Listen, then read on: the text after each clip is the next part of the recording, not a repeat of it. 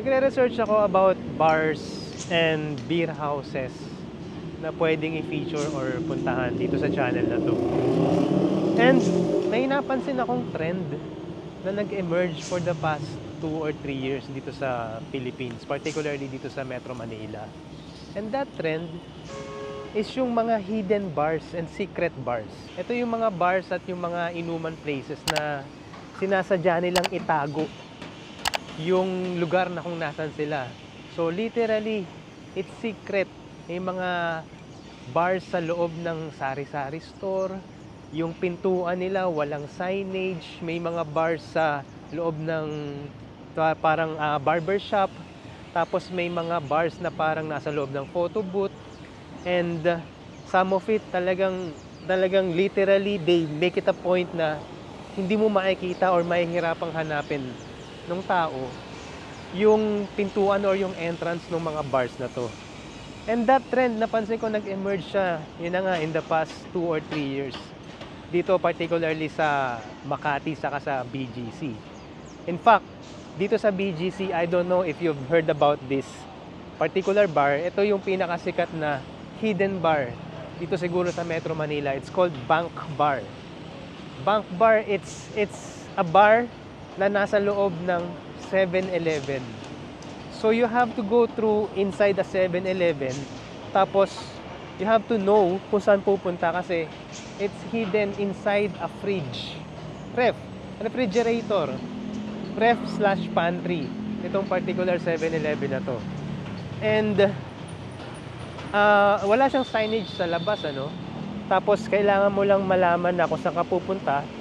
And yun na nga, may makikita kang guard doon na nagbabantay doon sa ref nung 7-Eleven na yan. And you have to know na it's a place na pwedeng pasukan. Kasi kung hindi mo alam, it functions like a normal 7-Eleven, ano? And pag pumasok ka doon sa ref na yon, it's inside. The Bank Bar is inside this area, this 7-Eleven. It's very interesting and it's very intriguing, diba? The mysteriousness of these kinds of bar.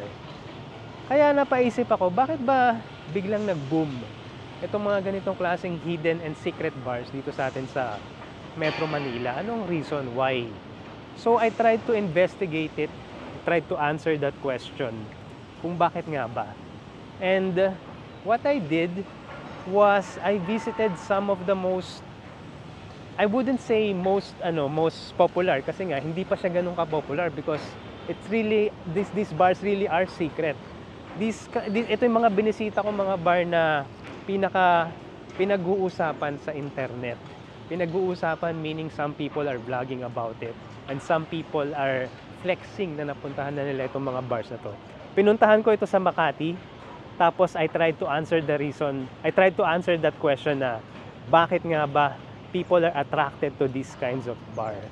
And gumawa ako ng documentary trying to answer that very particular question. Pwede nyo panoodin yung documentary na yon. But before you go there, tanungin ko muna kayo, no? Kayo ba, why do you think it's becoming more popular dito sa atin sa Pilipinas? Yung mga hidden bars, yung mga secret bars that you have to go through pasikot-sikot and to go through all the lengths para mahanap yung mga bars na yun. Why do you think it's becoming that popular? And also, let me know kung meron na kayong mga nakapuntahang mga hidden bars or secret bars dito sa Pilipinas or dito sa Makati, sa BGC. Actually, hindi lang dito sa Metro Manila. I know, marami din mga ganyang klase ng bars sa probinsya, like sa Bulacan particularly, and sa Pampanga. I know sa Pampanga may bar na ang entrance niya is an ATM machine. Alam mo yun, ATM booth, pero you wouldn't know that it's a bar unless talagang alam mo that it is a bar. Diba? Tas I know there's also bar also in Pampanga na ano naman siya, parang telephone booth. Telephone booth naman yung aesthetic niya. Again, it's also a hidden and a secret bar. And you won't know unless you actually know that it's a bar. It's one in Poblacion. Sa Poblacion naman, it's just a garahe. It's literally just a metal gate. Walang magsasabi sa'yo that it's an inuman place. It's not advertised, right? You just have to know that it exists, di ba? And then There's one naman, this one is also popular. It's in Cubao X. Cubao X naman, meron doon isang parang photo booth. Alam mo yung mga photo booth na parang papasok ka lang para magpa-picture. Tapos inside, meron palang hidden door na tatagos ka. And then your inside is very small, parang speakeasy kind of bar. But some of these bars, alam ko ginagawa lang nila yung kunyari secret to, alam mo yun, to attract the attention of the patrons, yung, di ba? Ng mga manginginom or ng mga customers. Kasi it's a marketing tactic, it's a marketing strategy. Kasi nga naman, kapag there's that perception of secretness, there's that parang feeling of parang exclusivity.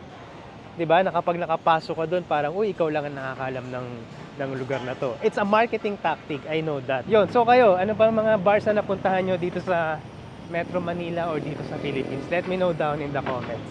And after watching this video, you can watch yung documentary na ginawa ko. Click right here. Thank you for watching, guys. See you in that episode. Bye-bye.